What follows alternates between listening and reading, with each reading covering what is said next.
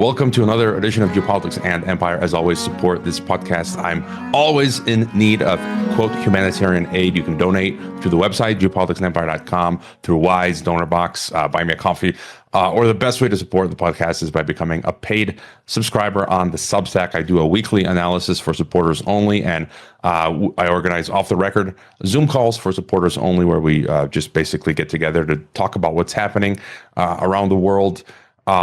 And you can purchase a console if you want to chat with me and check out all of my affiliates like Wise Wolf Gold, Above Phone, Escape the Technocracy, and a few others, and leave a podcast review if you haven't already. And returning to the transmission, it's been a while. Meeuwis Baaijen, who writes at the Predators versus the People.substack.com. He's also author of the book, excellent book, which I read, I think last year, The Perpetrators versus the People, which you can purchase via his Substack. Welcome back to the podcast, Mees. Okay.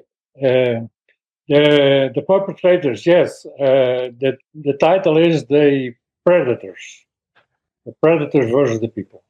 But perpetrators. I don't know why it says actually it might be an error on your it says on your Substack the perpetrators versus the people, but then the snapshot says predators versus the people. But people can if they subscribe to your Substack, they get a copy of the book. Just make sure they click there correctly. But yeah, excellent book. I read it.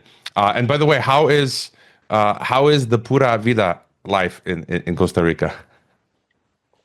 Oh,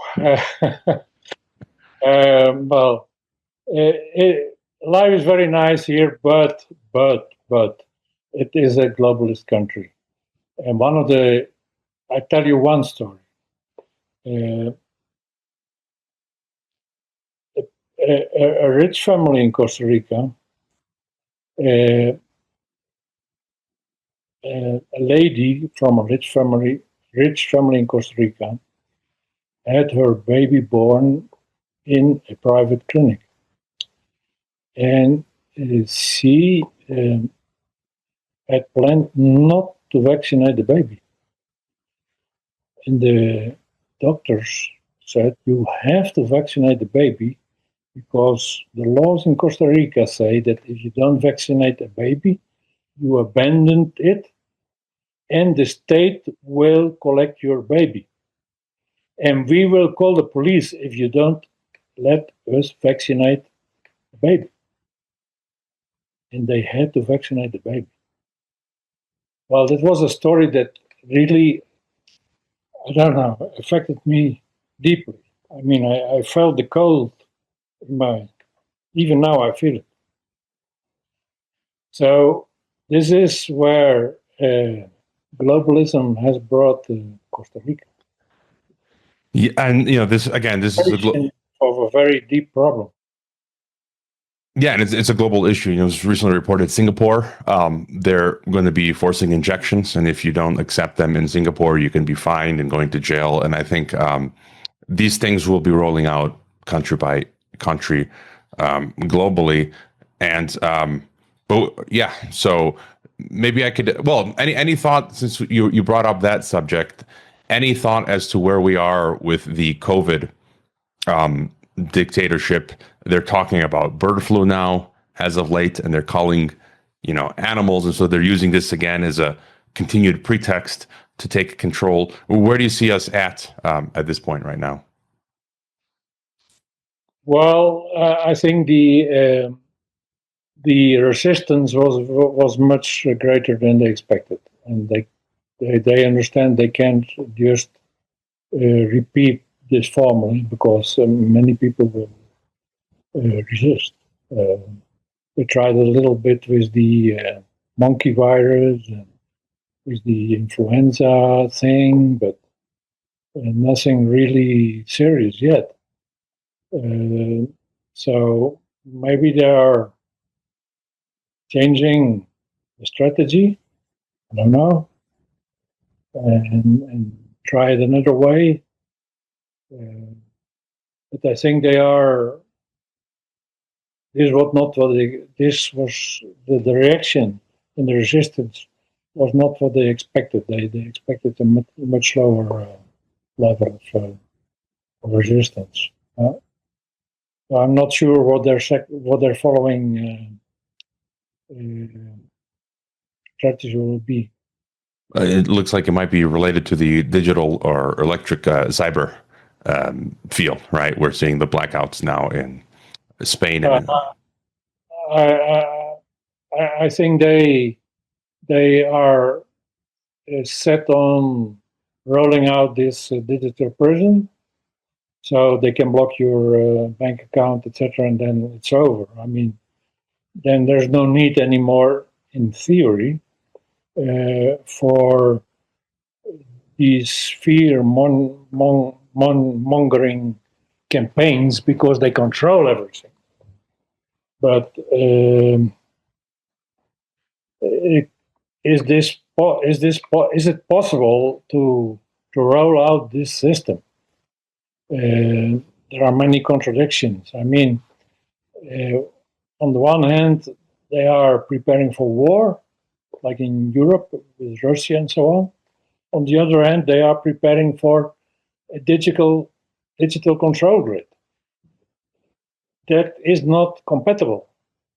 I mean, the digital control grid is so vulnerable and so opposite from resilient that war is a big threat. I mean, rolling out the whole thing and then let Russia blow in a few rockets in a few data centers and it's all gone, that doesn't work. So I am convinced that there is a paradigm shift away from war. It sounds crazy because we have still wars like in Ukraine and Gaza, which is not even a war but a genocide. But they're moving away from this paradigm. Paradigm is the word. And looking for another paradigm. And recently I found a guy, his name is Simon Dixon. Yeah, Simon Dixon. I've interviewed him a few years back, and I need to get him back on. But thanks to your post, I discovered he did this 3-hour-long podcast, which I watched on double speed, and I think what he says agrees, overlaps with my views and your views. Yeah. Yes. His presentations are partly AI. Have you noticed? No. So it repeats and repeats and repeats. When you see several ones, it's also a disclaimer. This is an AI presentation. So, but he is convinced that the old war paradigm is being substituted now in the multipolar next phase by a investment in development paradigm. And he mentions a few reasons. One is that the World War, the Third World War, with nuclear Third World War, is so unpredictable that it's not acceptable anymore. And especially when you think in electronic digital control grids, which are very vulnerable to all kinds of war activities, then it becomes reasonable, acceptable. The other one is that he says the big companies that provide the weapons for like a genocide in Palestine are now afraid of being sued because Israel is already accused in international, how you call them, the Courts? courts, yes, in international courts. And if Israel is accused, then also the providers of Israel can be accused. And this could be billions of dollars fines that they would have to pay. It's just too risky. And then another argument he presents is that the return on investment in projects like Belt and Road, developing the Global South, etc., will bring much higher returns than the wars. And he doesn't go back so far in history, but if you go further back in history, you will see that there is a project of 500 years, as I explained in my book. The first 400 years were spent colonizing the world. And the easiest to colonize territories from Africa, America, Asia. But there were still the high-hanging fruits, as they call them, the Eurasian empires. And that became the 20th century focus of this group seeking global domination. I call it the great 20th century's slaughter of Eurasia, where they ended all the empires of Eurasia. So the Japanese, the Chinese, the Russian, go on. Also the British, the Dutch, the French, colonial empires, they ended them all. And they could only do that through wars. So this war scheme became like the revenue model for Western countries, especially the United States. But this is coming to an end now because the hegemony of the United States is being ended. It doesn't end on its own, it's being ended. China and Russia are leading the new phase of a multipolar world, and so war as a revenue model, I think, is coming to its end. Now that's good news, of course, but on the other side, all these countries are implementing plans for a global digital prison, which is the worst form of slavery that humanity has ever seen. So the wars may end, but the project doesn't end. The project takes another approach, more acceptable to the people, but in the end, if we don't become aware of that and stop it somehow, it will be worse in the end. That is what I explain in my article, the big picture of history and how Trump fits in. Trump is trying to reduce wars, trying to reduce the international role of the United States, trying to create a regional role in the Americas. But in the meantime, the global digital prison, which these people call now Stargate, in a desperate rebranding, is going on. And it's major investment, $500 billion or so. So Trump is not anti-globalist at all. He just follows the new strategy under the new paradigm. So out goes the war-based revenue model. In comes a new development of the Global South model. And one of the groups in this Global South is, of course, the Arabian countries, Saudi Arabia, where Trump just visited and made big deals. That's an example of how it's going. And at the same time, he didn't visit Israel, which is a clear sign from, hey guys, stop it. This is not working anymore. We don't want a war in Gaza. A few months ago, he even said he wanted Mar-a-Lago in Gaza. So develop the property. It was I think he said it to wake up Israelis. He said, this is not going. We are not going to finance this eternally. It has no sense anymore. You know, in other times, China want pipelines here and so on, and other communication transportation roads. Stop this madness. So I want to go back because there's so many points here. One thing that you mentioned, and I'm glad you point that out, because the contradiction of them wanting a war while at the same time trying to implement oligarchy, technocracy.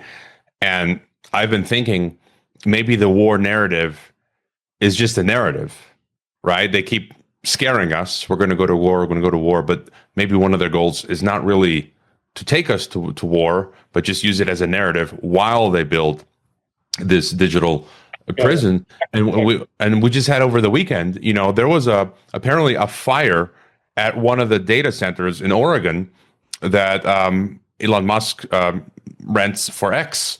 And I know me and, you know, a whole bunch of people, we weren't able to access our X account. That just shows to the how precarious this digital thing is, because, you know, a fire broke out in a data center for Twitter X and we couldn't access X. Here in Mexico, increasingly, the electric grid is increasingly unstable, right? Even the water infrastructure. So we're just seeing increasingly how unstable all of this infrastructure is. So I wanted to make that point. And then also what you just mentioned, Curtis Yarvin, right? People are talking about Peter Thiel, all these oligarchs. Curtis Yarvin is one of these guys. He just published an article on Palladium. I commented on it the previous week in my weekly analysis. He calls for a world government. He calls it an orbital authority. So he's talking about creating this world government based out of space.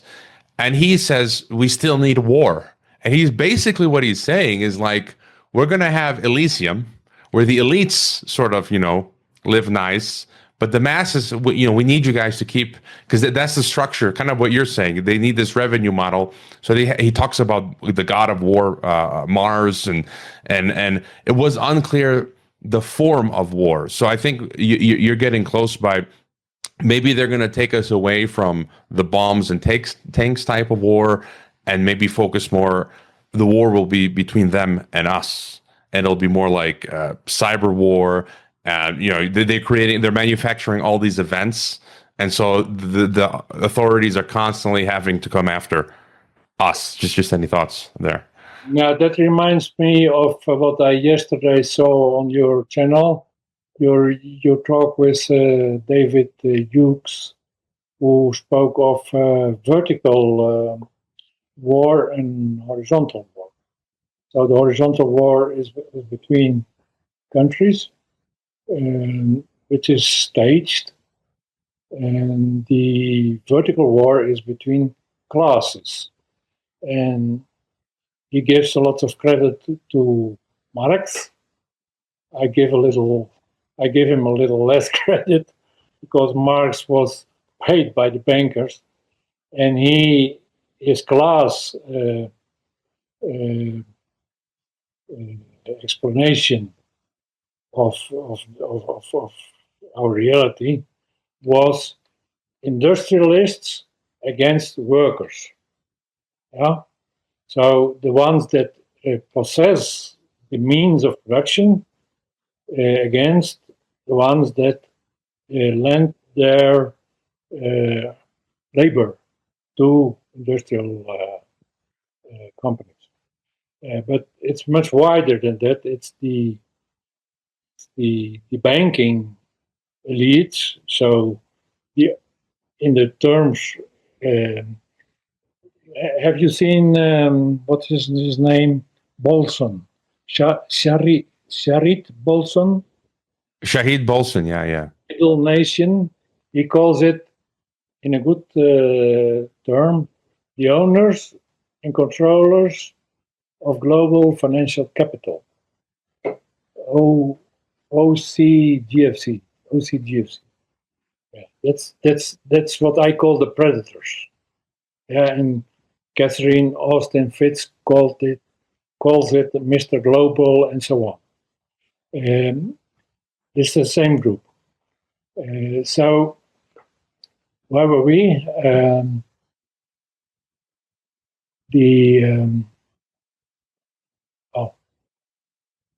I lost my train. I forgot what we were talking about because you brought up Shahid Bolson, yeah, we were talking about. Well, I brought up Curtis Yarvin and the. You're talking about David Hughes and the vertical and horizontal. Yes. So in fact, the horizontal wars is all staged. Ukraine is a perfect example, and I think the genocide in Gaza also. I mean, Hamas. Some people defend them. I defend the Palestinian case, but Hamas is very dubious for me. How all these Hamas leaders living in Dubai in luxury, etc. What is that about? Well, I mean, just one example. I saw someone shared a clip yesterday, and this was strange for me. So someone shared a clip about children starving in Gaza.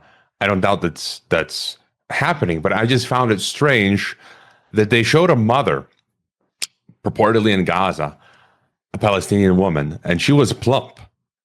And she said her child died or is dying or died from starvation. And I'm thinking afterward, I'm like, it doesn't make sense because first of all, you don't look like you're starving. How is it that your child is starving?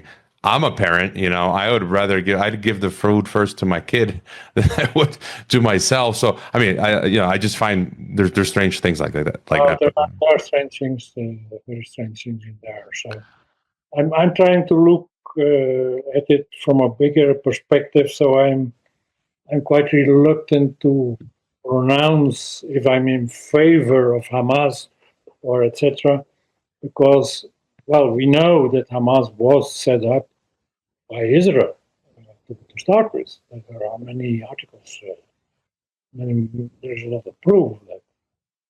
And this looks, there is a documentary made by a guy, John Henke, on October the 7th, where he compares it with 9/11. I mean, it seems to have been set up to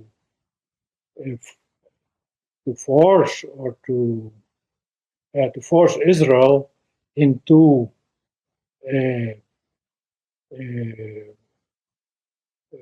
how you call them, atrocities, in committing atrocities, because it's quite clear now, I think, that most of the Israeli victims in the October 7 Hamas attack were caused by the Israelis themselves.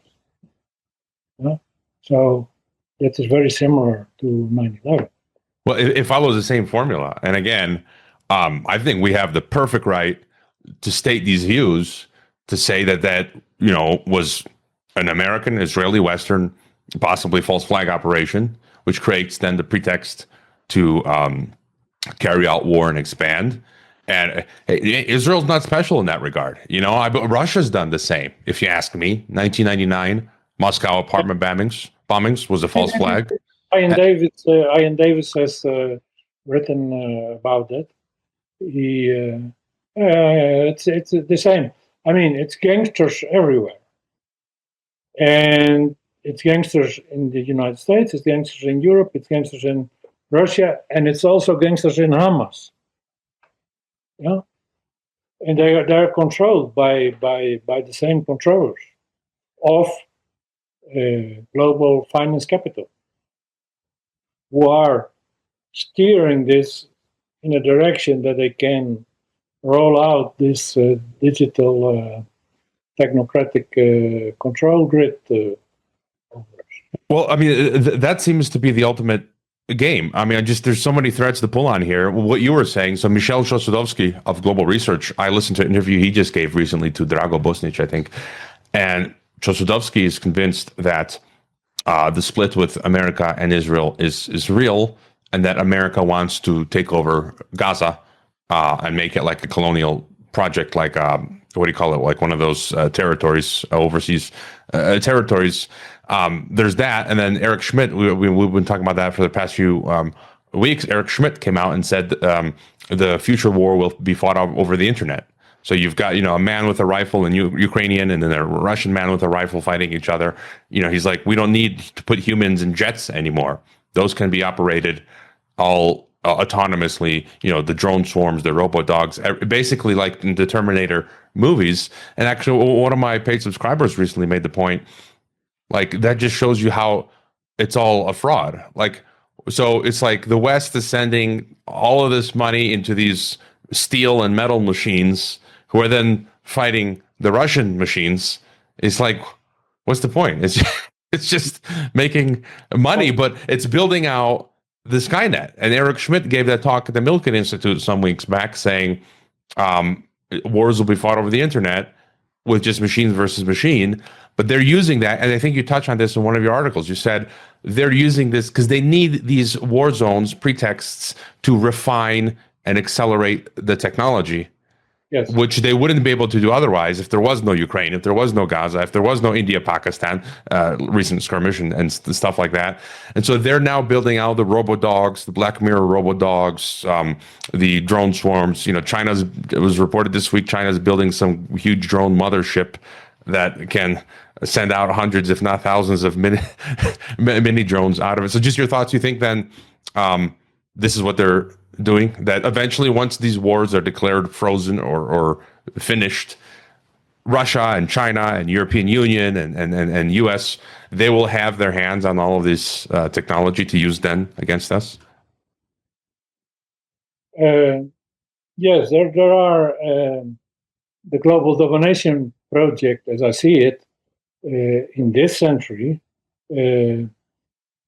Now all nations or all lands are captured under control, and the best proof was the COVID policies, which were implemented in all countries of the world. Slight differences here and there, but so now they want to roll out this individual control of individuals through this digital system.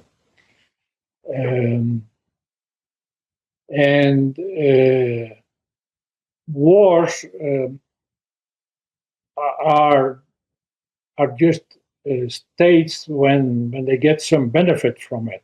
I mean, the wars are not fought anymore because of resources. It's sometimes thought because the owners and controllers of global finance capital own it all already.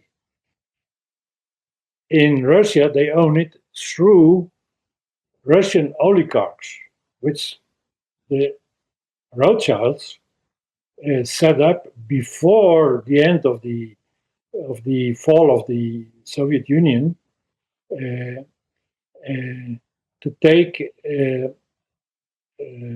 the resources of Russia, and so they have it in their hands. Khodorkovsky has. You said it to me in the first interview when I told you this. It was a German guy, Michael Wolski, who wrote this in a book about the Russian oligarchs. You had found an interview with Khodorkovsky, which confirmed it. It's not the oligarchs who own it, it's the bankers who own it, through the oligarchs, and they lavishly pay these people so they can have their yachts and who knows what more. So everything is already owned. So there is no need for resource wars. It's only a trick to think that now America has the control on minerals in Ukraine or so on. So, yeah, these wars are agreed upon. I mean, Putin and not Biden, because Biden was a walking skeleton, how you call it, all those years. But Putin and the West agreed. We are going to have a war, so we can fill our pockets. We can test our military, the men, but also our equipments, develop new ones, and see what, etc., etc. It's an agreement. You can see it in many things. One of the blatant things is that when the Ukraine had a lack of diesel, they asked Russia, "Can you provide us $400 million in diesel?" Of course, we can provide. Well, they were at war. I mean, there was a recent article Riley Wagaman shared from TASS, I think, that Putin said, "Oh, yeah, we're selling uranium to the U.S. Why? Because it's profitable." And it's like, but you know, no, it's all staged. I mean, it's a theater.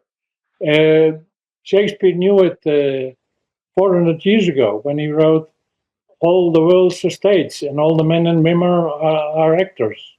This has been going on for a very long time, but because the media and also our education, our schools, etc.,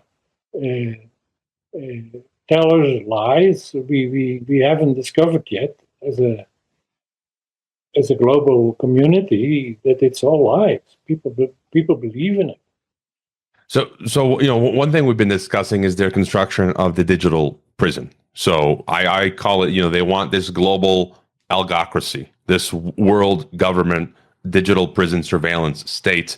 But then the other aspect, to get your thoughts, because you mentioned Trump and how they're trying to make the unipolar America world take it down to just put it on a leash, so it's just only in its own region, Fortress America, and the North American Union, right? To get your thoughts on that, because Trump is now saying, let's integrate Canada and USA and Greenland and then Mexico. That's a century-old plan. And part of that plan was Elon Musk's grandfather's plan. So is it any wonder that Elon Musk, they say he's the shadow president who's backing Trump and this implementation, but not just North America, to get your thoughts, North American Union, but also Sergei Glaziev. I caught a clip last week of Sergei Glaziev, the Russian economist, who I follow as well. He just came out and said, he's talking about this union state. So we know there's been this union state project between Belarus and Russia to integrate, like the European Union style, to create a Eurasian Union. And it's beginning with Belarus and Russia. And for the first time, Glaziev, he said, he also mentioned Ukraine. So I just thought, wait a minute, World War II, the way to create the European Union was through war, World War II. And maybe they're now, one of the other goals beyond what you were saying was to birth the Eurasian Union, because they need regions. They need, 10 or a dozen regional supranational unions to form the world state. And so maybe they will use the conclusion of the Ukraine war and say, okay, Ukraine, Belarus, and Russia, you're going to form a Eurasian Union. We have the EU. Trump is heading the North American Union. Bukele is in El Salvador making the Central American Union. Just any thoughts on this process? This is an old plan of the Rockefellers. That was written by our great friend Kissinger in the 60s of the last century. I just forgot the name. No, it's an old plan. It's the multipolar plan. Yeah. So you have an EU, you have a North American Union. Was it the New International Economic Order, maybe, or no? Let me see. Special Studies Project, Prospect for America, 1961. is it this one? So I have. Is it Prospect for America? Yes, that's it. So I bought this 15 years ago for 20 Mexican pesos, $1 in a used bookstore here in Mexico, Very and good investment. and it's okay. Let's touch on that for a second. This again, for some people listening, I call them these multipolaristas who are cheerleaders for BRICS and the multipolar world. But I think you and I and Simon Dixon and others are pointing, well, that this is actually the new plan for the new world order, and it's actually the advance towards world government. Whereas these cheerleaders for multipolarism, they're saying, no, it's like it's a defense against the world government, when in fact it's the opposite. No, continuation of the same project. Yeah. So we had for 400 years. We had countries like with a hegemonic role for these bankers. It started with Spain, then it went to Holland, then it went to England, then it went to United States. And from the early 1970s on, in my book, I take 1971 as the year that they decided that they were going to end the American hegemony. And in that year, they decoupled the dollar from gold, and then lots of other things happened. It was the first email, and there were, lots of things happened in that year.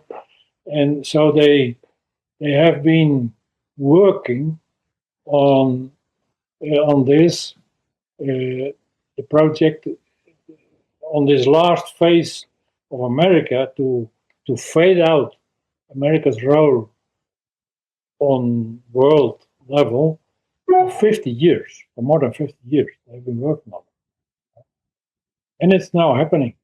It's now happening, and like Marco Rubio admits it, the role of the United States as the policeman, etc., of the world is over. We leave it to other powers, and we concentrate in Fortress America. That is more or less what they have been saying under Trump. What do you think America looks like? Does it remain strong regionally? Because people talk about it will collapse, but we saw in the 90s Russia collapsed, but then quickly came back to be pretty strong as it is today. Do you think America will collapse, or it will just remain powerful just as a North American union? Well, it's still powerful. It's still powerful, but its position is very different from what it was just after the Second World War, because in the first half of the 20th century, they managed to bring both Russia and China under communism. And these two countries were the most dangerous competitors for the United States. So once they had Russia and China in the communist fridge, as I call it in my book, the United States had no major competitors anymore, and could make this soaring career and have its golden age until the only 20 years or so, until the early 70s. And then the phase of autumn, as French historian Brodel called it, was already set in. It was a planned phasing out of the role of the United States, propping up China, propping up Russia through Putin, It's all planned. And so now these countries are stronger than ever, and they are also working together. So there is no way that America can refine its leader role in industrial production in the world. It's out totally. So they will, when the Second World War ended, it was estimated that the Americans, who were only a very small percentage, maybe 5% of world population, had 50% of the wealth of the world. And now that's very different. These other countries have grown and have accumulated wealth, and America's role will be much more modest. How you call them? Modesto? Yeah, I'm modest. And let me ask you that. I wanted to share a clip. So, given what you're saying, America has been strong for a long time. It's very strong economically, militarily, its geographic location. And so it takes a lot of work to knock it down a notch. And I don't know if you've seen some of these clips lately. For me, it makes sense that some of the stuff we're seeing coming out of the Western leadership, including Europe and the US, shameful behavior by the political leaders, like Biden. I think the Biden presidency was manufactured to bring shame to the West. There's the term for this, like a dog king or something like this, where foreign powers impose this sort of clown leader on you as a way to bring shame to your nation. And then we had recently this, you've probably seen in the train, was it Macron, I forget who it was, Starmer Macron and the German BlackRock chancellor, supposedly doing cocaine. And just this morning, let me share this clip. Maybe you've seen it already. But apparently Macron on his plane gets slapped by somebody. And I'm playing the clip here. He's there. They're going to repeat with a zoom in. He's getting. They open the door. The pilot, and he gets pushed in the face, purportedly by his wife or husband. We just the fact that we don't know if his spouse is a husband or wife. So I'm going to stop the share there. But for me, like, that just seemed manufactured. Like that this was done intentional to shame the French leadership and the Western leadership to play that role of what you're saying. We got to bring the West down to bring the East up. Just any thought there? It's a demolition. It's a demolition, and it's carried out by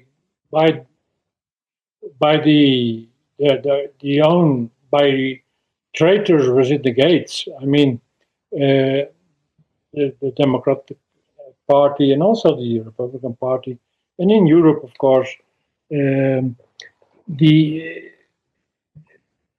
people bring their own continents or their own countries down on behest of the financial leaders of the world, which will deposit large amounts on their offshore accounts, of course, and then they do it. And they're not afraid that they will be caught because they never got caught. And I don't know if you have noticed already that a new book is out by Jim McGregor. You wrote about it. I'm actually planning to purchase a physical copy. I haven't even read it. I bought 6 years ago their book on World War I, The Hidden History or something. I haven't even read it yet, and it's been on my kid. This brings everything together. It's a must read, really, and it's so impressive. I mean, these same people, the UK politicians, the proxies for the bankers, and the American proxies and the Zionist proxies set up Hitler. I mean, it's no doubt left. It's evidence totally clear. It's impressive. Yeah, and then you wrote about that. Paul Kudenik wrote about it recently, and it's review, yeah. And it's clear again that what bothers me is that we're seeing a resurgence now amongst people in the West of this neo-Nazi, Aryan, New Age, theosophic beliefs, and they're postulating Hitler as some hero when he was nothing of the sort. He was completely manufactured. He was an occultist and financed by these people. No. Yes, yes. He was not an agent. In McGregor's explanation, he was duped. So people from secret services came to him and said, well, we want to support you in your fight against communism, and we will help to set up you, etc., etc., etc., in your fight against communism, because we're anti-communist, and so on. And that way, the first groomer that the Americans paired with Hitler was already in 1922. So he had to leave Germany. I think it was 1937, because Hitler had lost his confidence. He had understood that he had been fooled, that he had been duped. Well, I mean, that example, and I recently interviewed William Ramsey, where we talked about the occult and Aleister Crowley. And Crowley made mysterious trips to Germany during that time, the late 20s, early 30s. So you've got the occult secret societies, you've got British American intelligence and finance, and they create these boogeyman for their purposes, and once they're done with him, he's done away with. And I think they might try it again this time. And I wanted to ask you, just going back for a second to the multipolar world that's speeding ahead that you were mentioning, Russia and China. And I had a guest recently from China, and China does seem to be, their economy is growing, their people are getting richer. In the West, people are getting poorer, and the technology is speeding ahead in China. Their computers, their phones, their trains, their cars, like you're seeing Chinese cars now on the streets of Mexico. And so really, they really seem to be doing well. What do you think this multipolar new world order will look like? So America is relegated to North America. What happens to the EU? And do you think China, Russia, BRICS will lead the world, or we're slowly going to move into this federated world state? Will it be the United Nations? Will they create another organization? Yeah, I think Europe will integrate at some point. They now desperately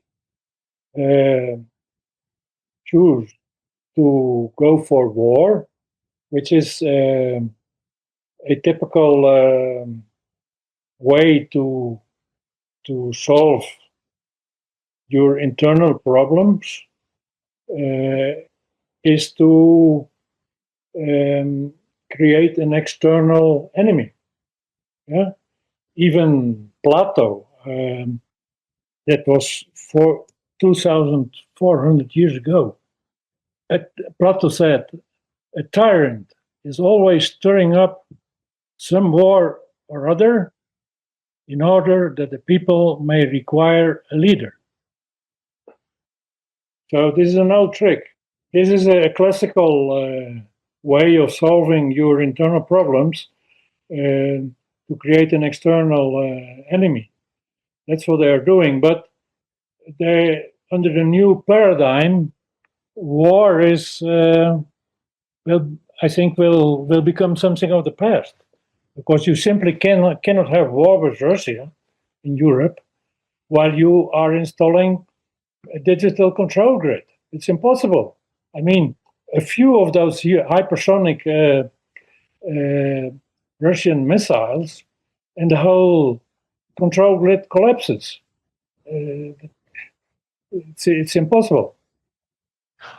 Do you have any thoughts? So anytime I talk to folks from the East, the multipolaristas, as I like to call them, they all, there's the movie, the director's name, Kubrick. Was it Stanley Kubrick? Dr. Strangelove, or How I Learned to Love the Bomb, right? Is the title of the movie. How I Learned to Love the Bomb. And I've joked for years because the algorithm ghetto is coming upon us, the digital concentration camp. How I Learned to Love the Algorithm Ghetto. And I don't understand how some of these, basically you talk to any one of these multipolaristas, they love the algorithm ghetto. They love the digital gulag. They are spokespersons for it. They say it makes us safer. I don't see anything wrong with it. Or they just dismiss it, say it doesn't exist. Or if it does exist, it's making us safer, while I'm telling them, like, what, dude, like, my government is debanking me already. Last year, I couldn't renew my debit card at the bank because I don't have the Mexican digital ID, which I never took out and I don't even want. And it's like, and they just see no problem with it until the boot slams them in the face. And do you have any thoughts? Have you spoke to some of these people, in China or Russia or the global South, and like they act as if, I think they are statists, maybe in some sense communists or socialists, and they think the state has their back, that it's their big daddy who's going to take care of them.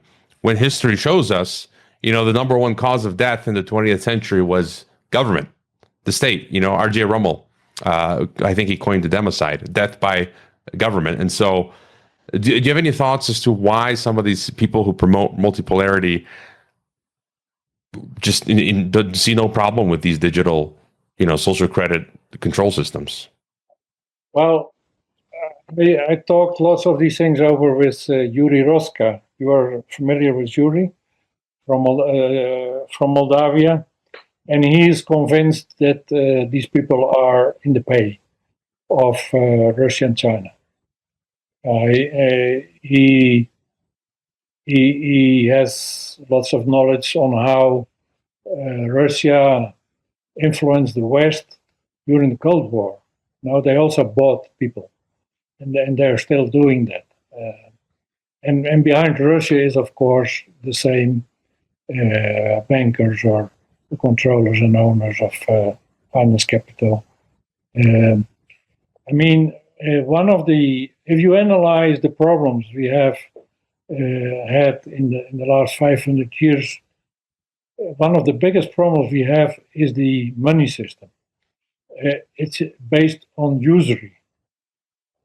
I'm not going to explain it now, but it means that during those 500 years, we as civilians, even if we didn't have bank accounts, we have been paying about 50% of our income in interest to the banks, because all product, how you called it, the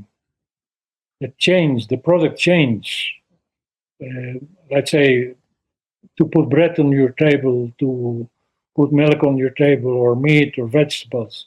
All these chains have been financed, and they have cost of interest, and they pass it to the next one in the chain, and in the end, the consumer pays 50%, while we were paying in the Middle Ages 10% to the church, and we thought that was too much. Now we are now paying 50% without knowing it. Yeah, so the basic problem we have in this war from the bankers against the people is the money system. And that's not affected at all, or in discussion at all, in the multipolar world. It's just taken as a given. So that means there is no fundamental change in this new multipolar world. So apart from the control system they want to install, which they think it's fine. Yeah, it's the most horrible enslavement that humanity has ever if they succeed, it will be the most horrible enslavement that humanity has ever seen. Yeah, I mean, as you said, I can't find any of the reason. I think some of them are paid, and they avoid this subject completely. And really, I don't understand. And some of the people who believe in it, I think they will find out long term, when they start being restricted, that it's not a good idea. And Simon Dixon, who you mentioned earlier, I just found it interesting where he says, they're now focusing on the global south. They're going to invest in and build up the multipolar world. But I don't know if you noticed, he was more optimistic. He had some sort of optimism. And maybe initially, people's lives in the global south might become better, right? Because there's going to be more money. But I don't know how he remains so optimistic, because long term, he said the Black Rocks are going to do the same. They're going to implement the same systems in India and China and the rest of the world that they did to the West, these vampire extractive models. So I don't understand how he was so optimistic. He correctly identifies tendencies and in on world level, but yeah, he has still an establishment view, I think, on the world. And while you and I share a very different view, that the whole system is corrupted, and the whole system is leading us in what's the word for it? To a dead end, I would say. I mean, they're trying to separate us from our families, from our societies, from our countries, from nature, from ourselves, from humanity, right? All this artificial intelligence and it's a war against nature. They want to put up something better than nature. Nature isn't sufficient, and nature for us is what, although we have different religious convictions, but is what God gave us, I would say. That is not enough for them. They want to improve that because they want to control it. And for me, the biggest topic, I don't know for you, is this digital prison. You wrote in one of your pieces recently, the rollout of the many decades old global digital prison plan to control and coerce all humans individually. This digi gulag, as you call it, an energy guzzling high tech control grid tested and approved in China, is now installed under a shiny new brand, Stargate, right, in the West. And so for me, that is the biggest topic, and because it's the end of the road, it's the end game. After that, there's nothing else. No. But the big question is this really viable? Can they really do it?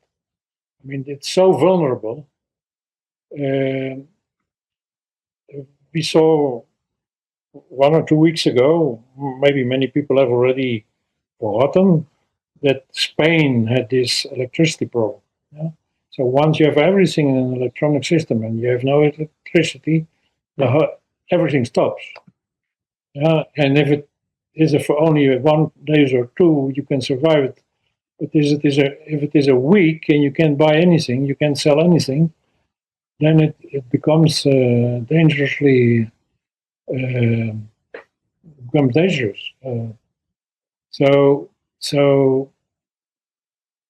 maybe people will wake up, and maybe we will have an EMP, an electromagnetic pulse event, a natural one. It comes from the sun. It has happened earlier, It happened in the 19th century, the character event. If it would happen with this whole new system installed, if it would repeat itself, it would be out of function for at least 6 months. So then the whole thing disappears. Yeah, I guess we'll find out. Although if the electricity goes out in some places like the blackouts in Spain, I don't think the elites will care because that will be depopulation. So they'll be happy, right? Well, they will be in their little enclaves of city-states with their own backup generators and everything's functioning normally for them. But, They're underground facilities. Have you seen Catherine Nelson Fitz? Yeah, I saw that. About the underground infrastructure in the United States? Yeah, I mean, I don't think they even have to be underground. I'm sure that stuff exists, but I just envision that these elites have enclaves and, different countries and different parts of different countries and, gated communities with private security where it's hard to get to them. And then in their compounds there, they've got, power systems and all that sort of stuff. So.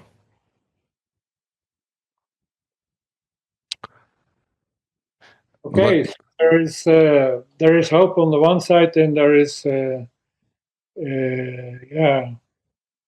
it's a very threatening project going on the other side. So stage wars will probably diminish. Israel will probably cease to exist as a apartheid state. Will become Palestine. But then, I don't know if Zionism will cease to exist. But do you think the state of Israel, you don't think that there will remain a state of Israel at all? Yeah, I think it's very probable that it will become Palestine. This is what Simon Dixon says. He already declares victory. I'm not so positive. But yeah. The State of Israel had a function under the previous paradigm, which was a war inducing phase in the 20th century under American leadership. That's now disappearing, and we get a Chinese phase. And they are not interested at all in these crazy wars and genocides. They just want to invest and produce and have cheap laborers, of course, too. So it stops. It will probably stop the war, but it will not stop the global domination project. Wars are also being fought in different ways now. CO2 is a war. COVID is a war. Yeah, it's not. But the military war will probably be reduced a lot. It won't be the main. It won't remain the main method. Yeah, no, that's a perfect point. I often bring up the 1967 report from Iron Mountain, where they say war is the best way of controlling society. We want this world state, but effectively we need to find a way to get to that world state to replace the method of war.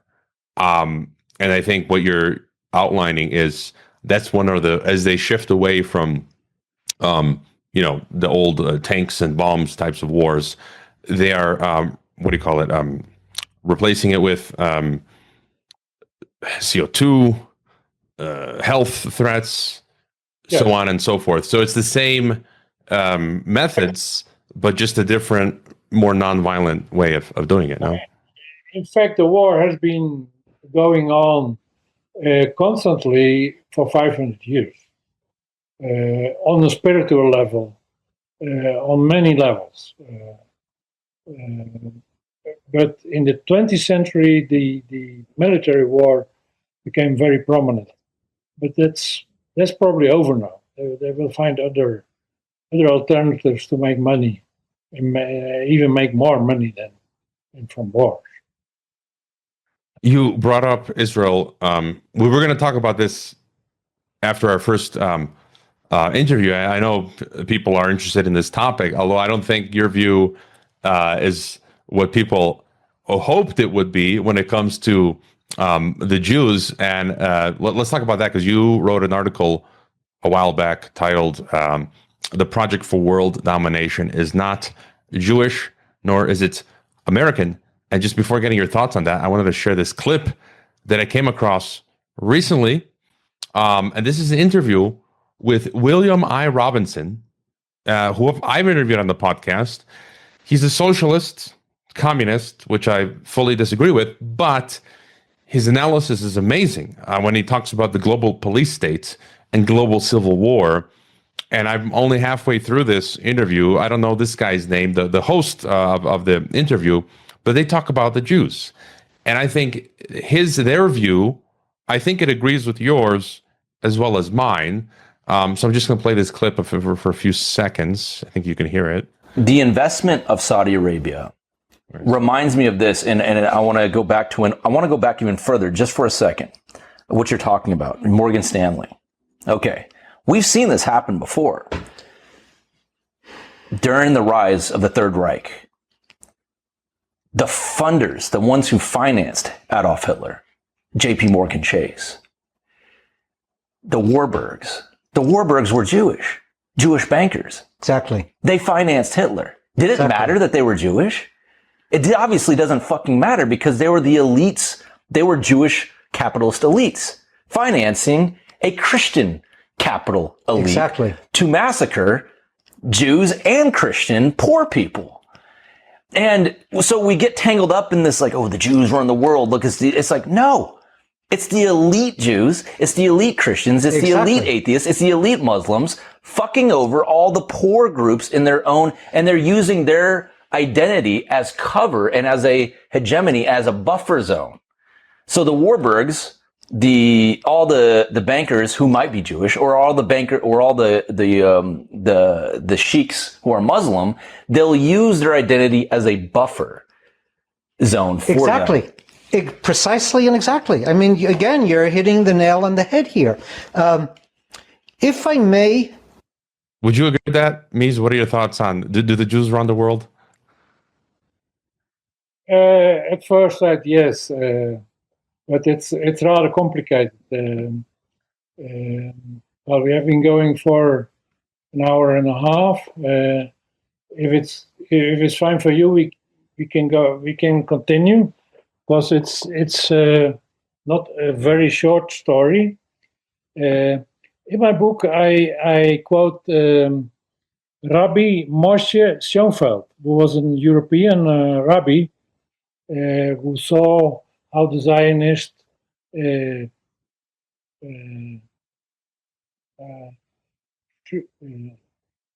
committed treason, and he concluded in his book, Holocaust Victims Accuse, that the Zionist wolf was appointed by beast of prey, which are the Jewish bankers, to serve as shepherd for a flock of Jewish sheep.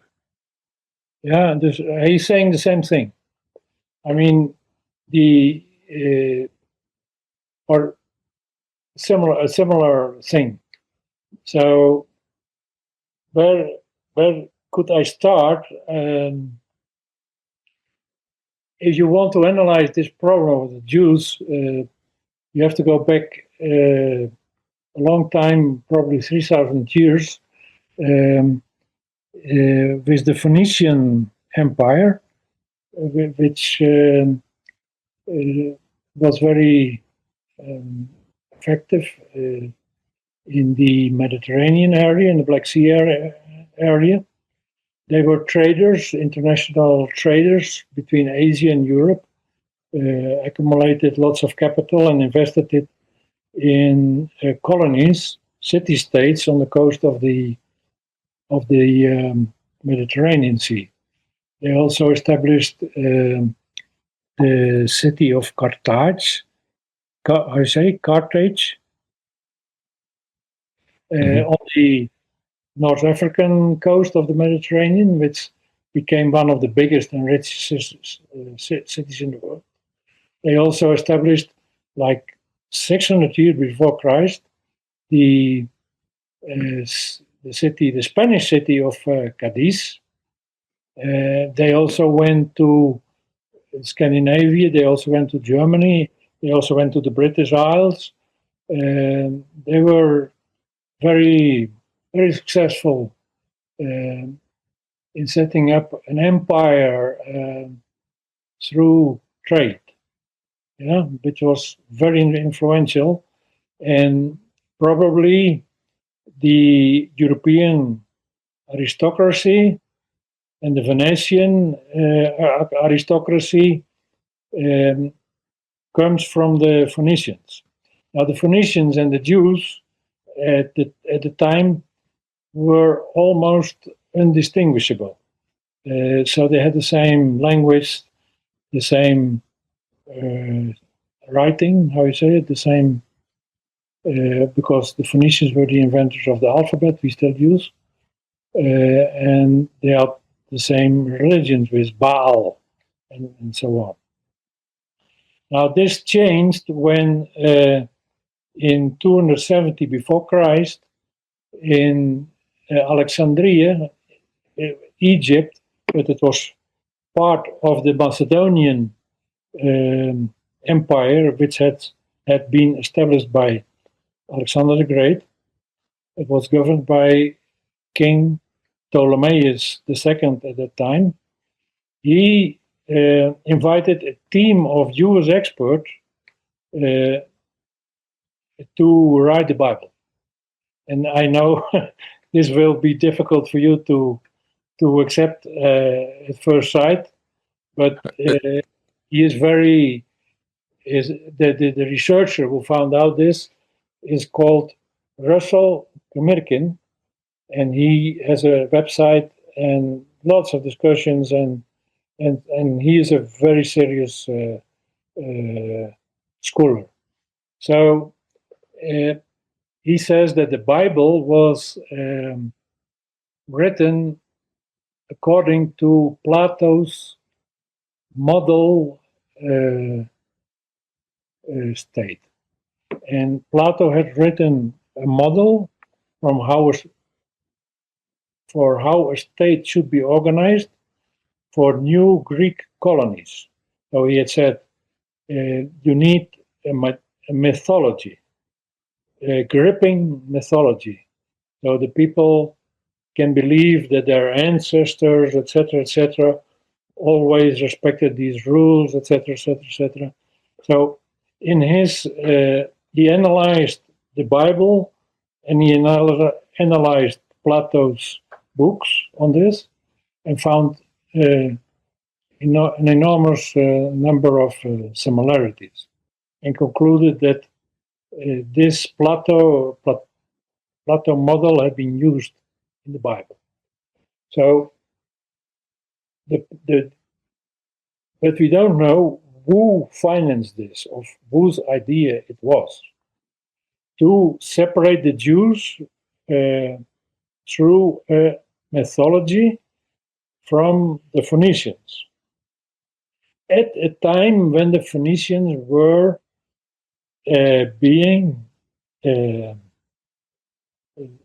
under threat, and it was only a few years later that the big city of Carthage was destroyed by the Romans.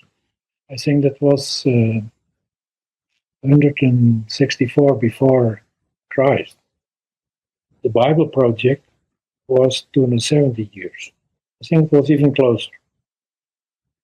So you see then that the Jews are fed, to say so, a mythology that says that they are become the rulers of the world because their God is a envious, the word, I think, God that wants them to succeed and control the others. And yeah, from there, we see how the Jews go to all the colonies also of the Phoenicians and become settled in financial positions. And later on become important partners in the global domination project, where we had 500 years ago, we had three groups: Venetian oligarchs, bankers, rich traders. The same for the city of Genoa, Genoa, how it's in English, and the Sephardic Jews that were expelled from Spain. They went together and started preparing this global domination project that I described.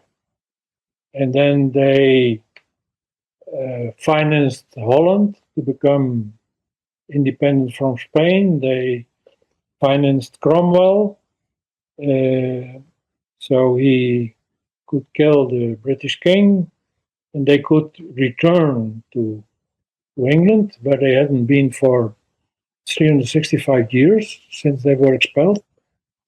And so they set up this Dutch hegemonial state, followed by the British hegemonial state, followed by the American hegemonial states that was set up in the 19th century. Starting from about 1930, there were the Jewish bankers were sending people to the United States. One of the first was August Belmont. That was his nickname.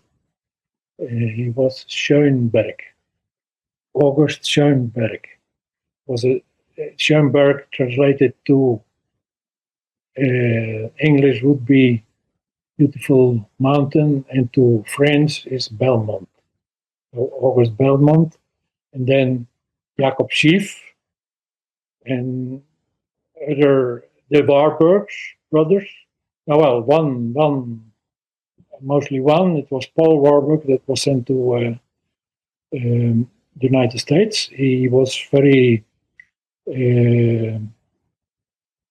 essential in the FED project, the Federal Bank, which was established in 1913. Max Warburg stayed in Germany and was an advisor for the Kaiser, and even stayed during Hitler's rule until 1938 or so, and then went to the United States. So it seems that the Jews were chosen by people who wanted global domination already like 2,300 years ago. They were given a mythology, the Bible, which are the first Bible books. I'm not saying that everything in these Bible books is an invention. I mean, there are also like universal values which you can find there, because for example, that the earth and the universe were created by a God. I subscribe to that. So it was a mix of values and views, plus invented histories, to put the Jews on a path that they could be used for the purposes of this global domination project. And one of the first dramas after the Middle Ages, or in 1492 in Spain, was that the Jews were banned from Spain under a lot of violence. And we now know that the finances of Spain at that moment were controlled by the Genoese bankers. And my speculation is that they influenced this. The Jews had been very successful in Spain. There were maybe 300 or 400,000 of them in Spain, occupying important positions. It was a very successful group, and they were thrown out because the leaders of the project were fed up with Spain and wanted to go on with Holland and England. And where did the Spanish and later Portuguese Jews go? Lots of them went to Holland and England, where they were needed. So it is like a group of decision makers is moving the Jews to a new place where they are needed. And this is not the only example. We also have the pogroms in Russia. And that was also largely staged. And where did they go then? To the United States. Because at that point, the United States, this was around the end of the 19th century, start of the 20th century, the United States was it's being set up as the new hegemon. So they needed their Jews in the United States. And then Hitler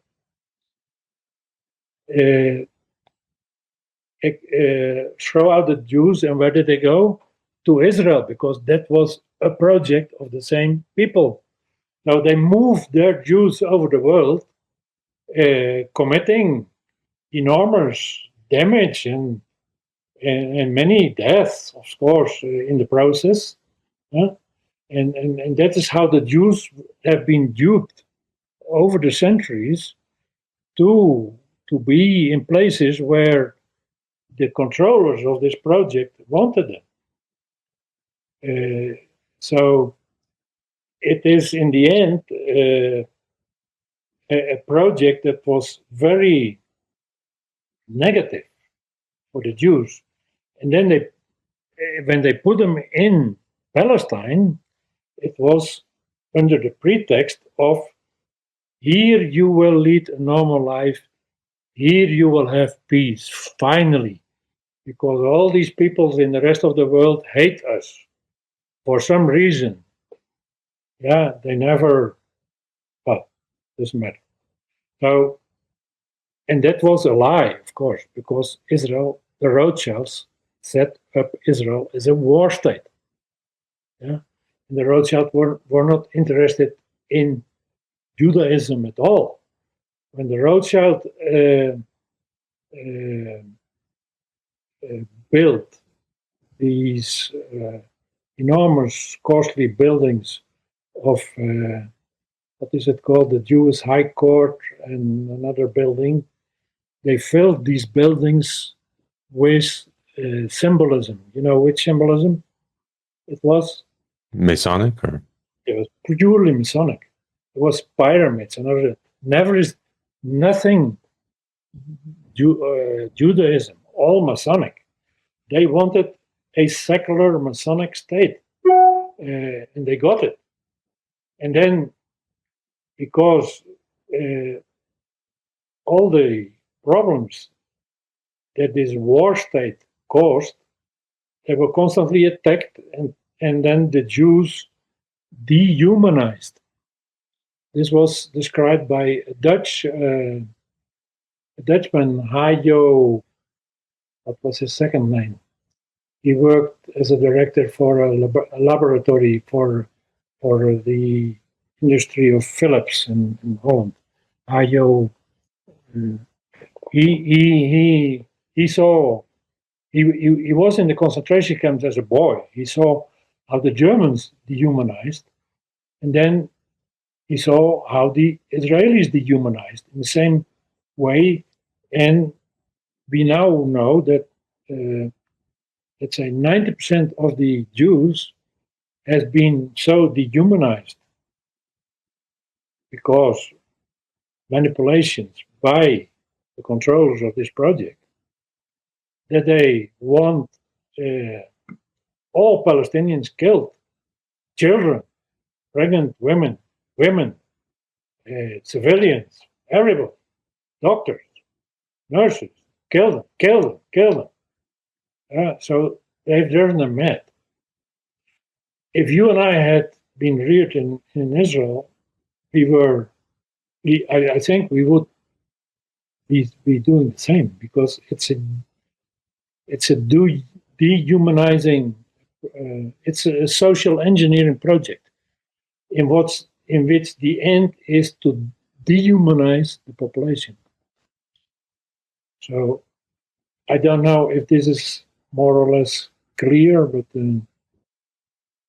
and so your view that just in the present age, I mean, you think that the Israel will lose its stature and the position? yes. Because you can already see how Trump is separating himself from Israel. He visited all the Arabian countries, didn't visit Israel. Would be a big shame. Would have been a big shame years ago. The Israelis still see it like that. So he's announcing, guys, stop this craziness. We need to do business, and all the Arabian coalition. How is it called? There's a name. Simon Dixon used it. Abraham Accords or the Gulf? It's the group of Arabian countries led by Saudi Arabia. GCC, no? It's something like that. Yeah. So they want to invest their money. They want to have profit from their money. They want projects, and they want Israel to be part of it. Israel is in a very strategic place. Now the war model of the 20th century is being faded out. You get an investment model. Yeah. So Israel has to drastically change. There's no future for this war, more and more war. That's over. It's going to be ended. It belonged to a certain paradigm, and that paradigm is disappearing. Yeah, I mean, and people talk about that letter from, was it Pike? Mazzini. There's no source for it, but the idea seems to be being applied that there would be a third world war as a way to discredit the ancient faiths, so then they can move towards this world state. And that kind of rhymes with what you're saying, where these atrocities are being committed. And I've posited that whoever is running, many of the the Western countries, Israel, they just seem to be doing it in such an exaggerated, aggressive way. I mean, the atrocities that are being committed by all, these Western governments, almost clownishly, as a way to sort of discredit them and move towards this new model that you're talking about, which will be less war but more technocracy, more investment but more technocracy. More of these different methods, insidious means of control, the green agenda, the health agenda, and that way be able to construct their world state. And I will add that I have to remind people, although I would think that I I shouldn't need to remind people, but I have to be given the comments that I always receive that, the Geopolitics and Empire podcast is like a thought experiment. We conduct thought experiments on this podcast. I speak with all kinds of people that I do not fully agree with, or I agree with a lot. With Mees, I think we agree probably 75+% of stuff. I just I would just politely agree to disagree on the Bible aspect, because I believe the Bible is the inspired word of God. Although, putting that aside, the rest of what you said, that trajectory, I think there can be there can be truth there, and I think it's important that, to hear these things out. So I think we would just agree to disagree on some things, but we're hearing your thought experiment, and I think those are important, because I haven't really heard it said the way that you have from other people. So any other thoughts or conclusions? Because we've sort of gotten an update from you, and basically you're saying that they're moving away from the war paradigm, and I guess effectively shifting us to this multipolar gulag or global digital prison. So any other thoughts? Well, basically, no, basically that's it. I mean, so we are given hope on the one side, and on the other side, we are being enslaved more and more. Herded like cattle. Yes. Farmers is a term I use quite often in my book.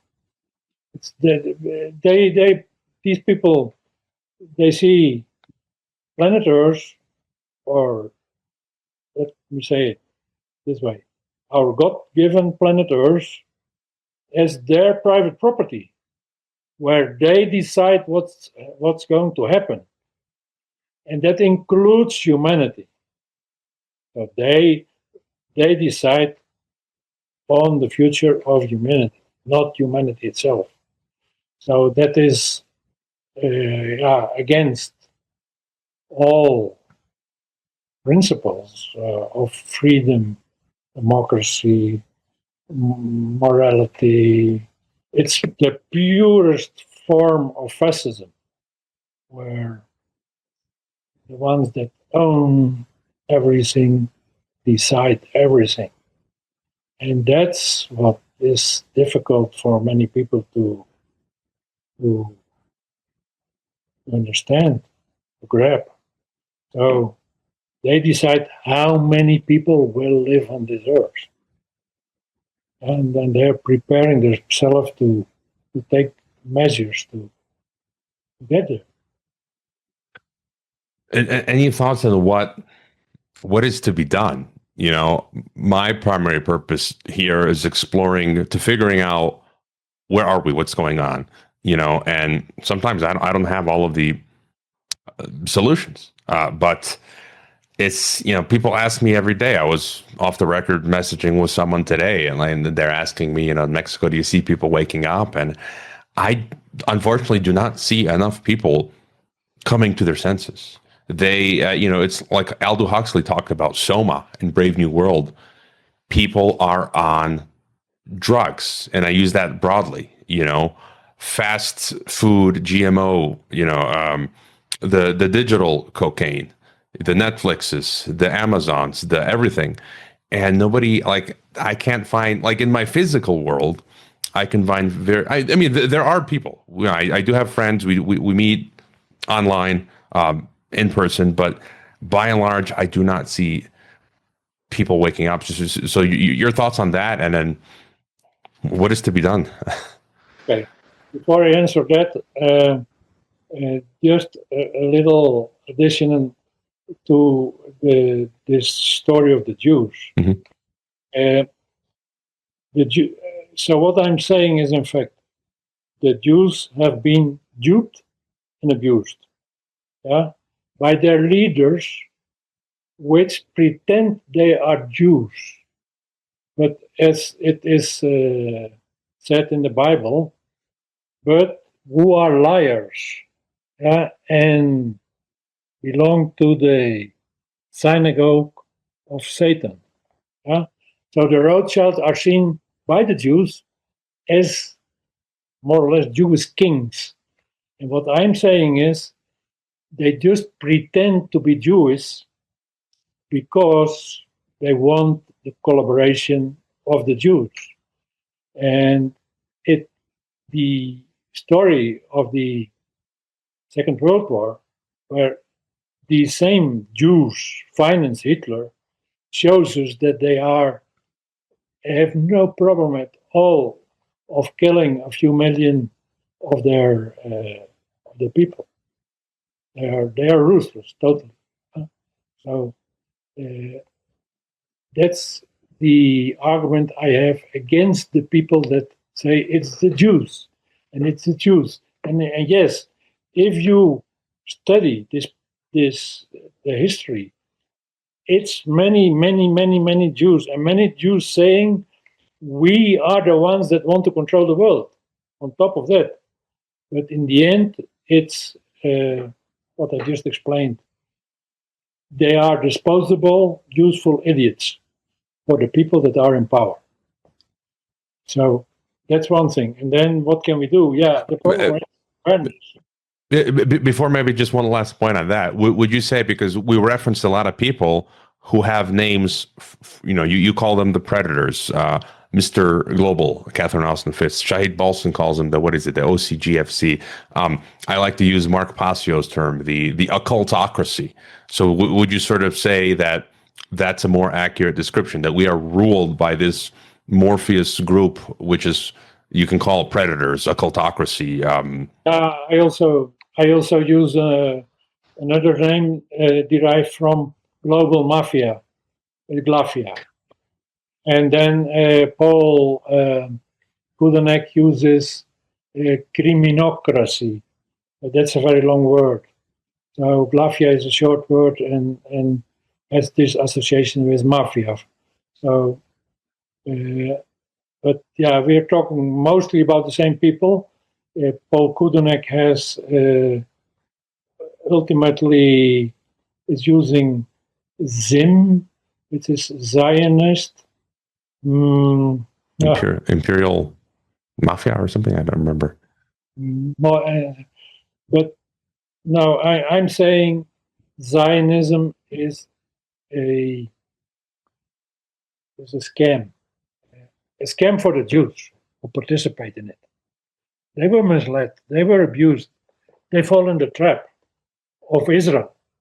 And Israel, the land of Israel, the land, made them forget everything about their religion, their culture, etc. It made them mad.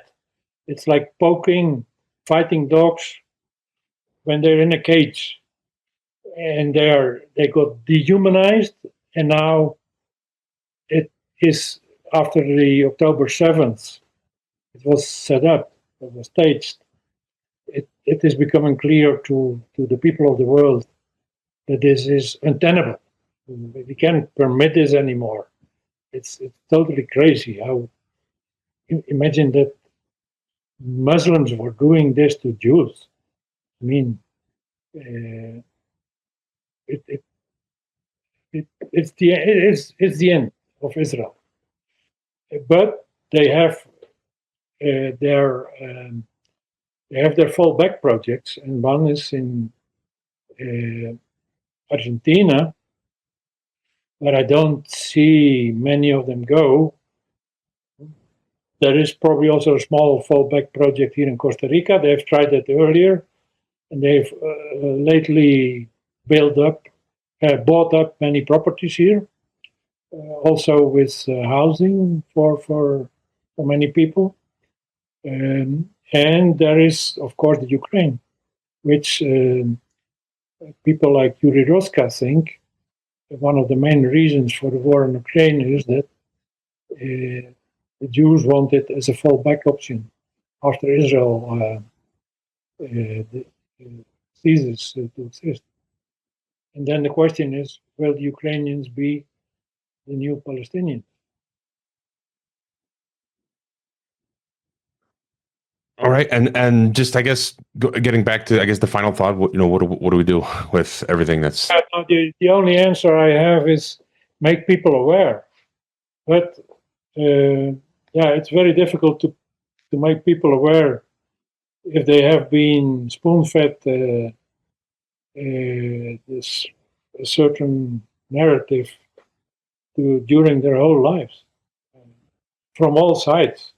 The TV says this, the newspaper says this, the neighbor says this, the politician confirm it, and then somebody says, no, you have been fooled.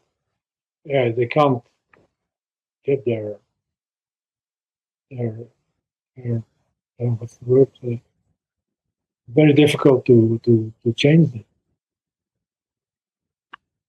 All right. Well, we've gotten our second update from Mees. I don't think we have enough time, but I urge people to go to your Substack to read your commentary on the virus, no virus issue. I'm with you. I'm fully with you on that position. I don't know if you wanted to, we save that for another time, or if you want to comment. No, but what I found out really is it's a psyop also, or in other words, it's like a social engineering project where people create, let's say, an alternative. No viruses exist, which is a theoretical dead end, which is ridiculous. It has never been so, never seen before, that they throw the whole body of all virological and related epidemiological and name it. They throw it all out of the window, the baby with the bathwater, because they have defined a diagnostic method for viruses that is impossible. So no virus can be claimed to exist because no virus can be diagnosed with this impossible method. So it's crazy. It's crazy. And you see, when you analyze their books, that they systematically mislead and falsify the information that they find in other sources. I mean, it's very clear to me. It's a psyop. There are no direct proof for this. I mean, there is no check from Mr. Global to Dr. Cohen to prove this, but there can't be another explanation. It's bad. You can only make so many mistakes when you write a book, and if every citation you make from a paper has a falsification in it, then it's really an enterprise based on bad faith. It's deceit. It's deceit, and it's surprising how many people fall for it. It's so surprising, and they sell it as like the whole COVID hoax was based on the existence of a virus. So to attack them, it's very useful that we all say that viruses don't exist. So their argument falls. Huh? They used some way, some social engineering technique to get these people parroting what they say. Yeah. Well, that's That's enough, I think. Yeah, I can't. Yeah, well, I'll get a few comments here, but I don't see it. I just haven't been able to see it, and I've had direct experiences. We all have, and I'm not going to discard it. Oh no, they say, oh, you can't use that as evidence. And like, no, yeah, I can. And I've given specific examples where people around me, almost instantly got ill with influenza, like or whatever illnesses, and I'm not going to go over that story again, but they've never given a satisfactory, no one I've told these stories to can give a satisfactory alternative explanation of that mechanism of the contagion phenomena. They'll just spot out and say, oh, it's 5G. No, it's not 5G. Oh, it's GMO. Like, how do we all get simultaneously? We weren't poisoned. Or they'll say it's frequencies. I'm like, okay, explain that. Can you, isolate the frequencies and show me how that got half a dozen people sick within the same hour or day or whatever? And they haven't been able to explain it. But again, I also just, additionally to what you write about and others, I've added this point, which few people have pointed out except myself, that virtually all of I haven't found any Christian no viruser, basically. And if there is, it's like maybe a handful. It's a very small minority. And most of the no virusers are very new agey anti-Christian. And, the Bible talks about plague and pestilence. So it's kind of, I find it as one way to insidiously attack, faith. And then you add the flat earth stuff as well. That's like a second, you've referenced that as a psyop. I think it is too. And that's another way also of attacking, I think. There is more proof in the flat earth that it's CIA financed, etc., than in flat earth. Yeah. But I hadn't noticed this, what you just said about Christians not going into the no virus theory.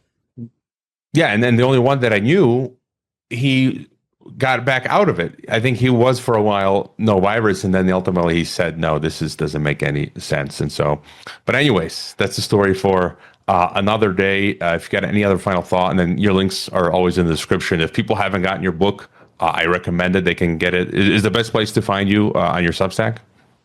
Yes. Yeah, it's the only place. I'm not on other social media. All right. Well, check out. I think if people subscribe, if they go to I'll include the link. But if they become a certain level subscriber on your Substack, they get access to the PDF of your book. You will include also the link to this interview, which you briefly showed. Yeah. I'll include that as well. So I guess pura vida, no, as they say. Yeah. That's what they in Costa Rica say. And after the story I told you about this baby, which was just born, and the police was summoned to the hospital. When we arrived in Costa Rica 37 years ago, the slogan here was, where there is one Costa Rican, there is democracy. And apparently somebody from Uruguay who visited the country had said so, and everybody was repeating it. But it's very sad to see that it is a country completely controlled. The shape of things to come, I guess. So, well, thank you very much for the opportunity, Froye.